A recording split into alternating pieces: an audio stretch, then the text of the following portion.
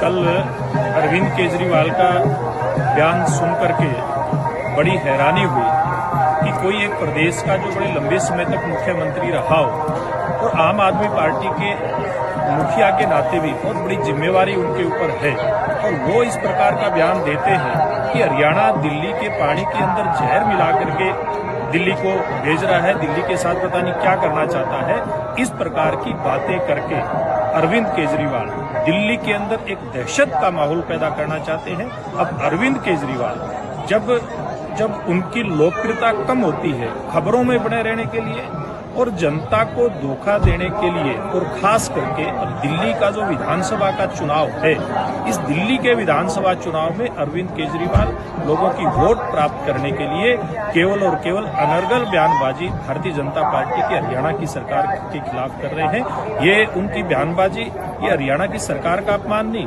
ये हरियाणा की 3.25 करोड़ जनता का अपमान केजरीवाल साहब कर रहे हैं। और अब देश की जनता, दिल्ली की जनता, हरियाणा की जनता केजरीवाल के कैरेक्टर को समझ चुके हैं, क्योंकि इन्होंने कितनी ही बार झूठ बोलने का काम किया है। कभी ये कहते थे जब हरियाणा में भारतीय जनता पार्टी की सरकार तो नहीं थी, आरोप लगाते थे कि पॉल्यूशन हरियाणा की सरकार कर रही है, पहले पंजाब की सरकार के ऊपर आरोप लगाते थे, जब पंजाब में इनकी सरकार आ गई उसके बाद केवल हरियाणा की सरकार के ऊपर आरोप लगाते ये दिल्ली के अंदर पॉल्यूशन फैलाते।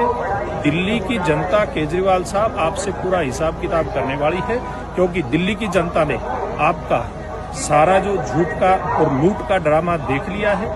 आपने एक बार नहीं अनेक बार दिल्ली की जनता से झूठ बोलने का काम किया है। आपने दिल्ली की जनता को कहा था और मैं अपने बच्चों की सर पर हाथ रख करके कसम खाता हूं कि कांग्रेस के साथ नहीं जाऊंगा। आप कांग्रेस के साथ गए, एक बार नहीं आप कई बार साथ गए। आपने दिल्ली के अंदर उनके साथ मिलकर के सरकार बनाई।